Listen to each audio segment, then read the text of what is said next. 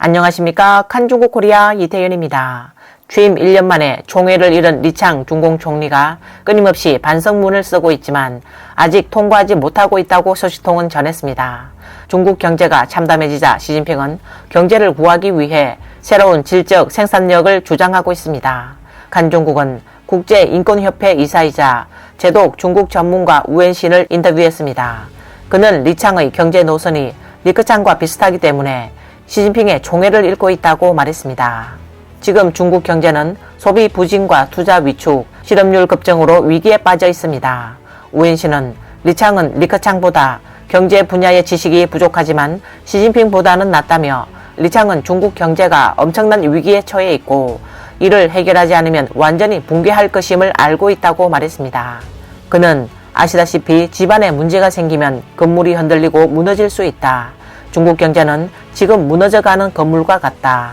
따라서 리창과 시진핑 모두 중국 경제에 많은 문제가 있다는 것을 알고 있다. 중국 경제가 무너지면 공산당도 붕괴될 것이다. 따라서 중공은 경제를 구해야 한다라고 말했습니다.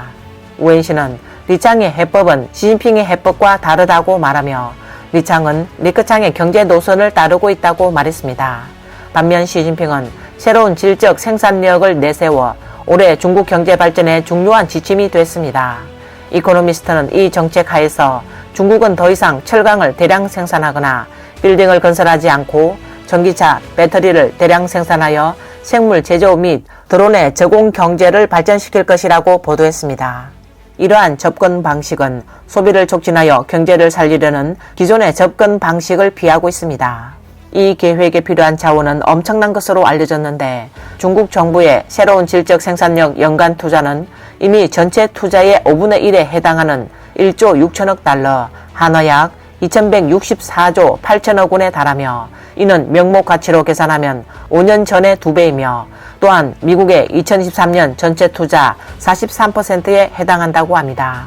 우엔신은 중공이 매년 2개의 중요한 회의를 개최하는데 하나는 정법공작회의, 즉 안정유지회의이고 다른 하나는 경제문제 해결을 위한 경제공작회의라고 지적했습니다.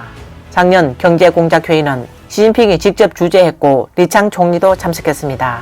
시진핑은 이틀 동안 열린 회의 중 하루만 참석하고 다음 날은 참석하지 않고 베트남으로 떠났습니다.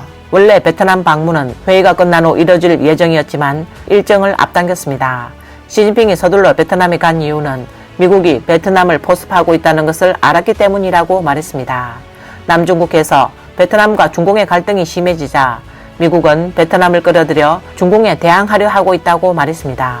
우엔신은 시진핑이 갑자기 중요한 경제회의를 떠났다고 말하며 일부 정보소식통은 당시 리창의 경제연설이 시진핑의 기분을 상하게 했다고 말했습니다.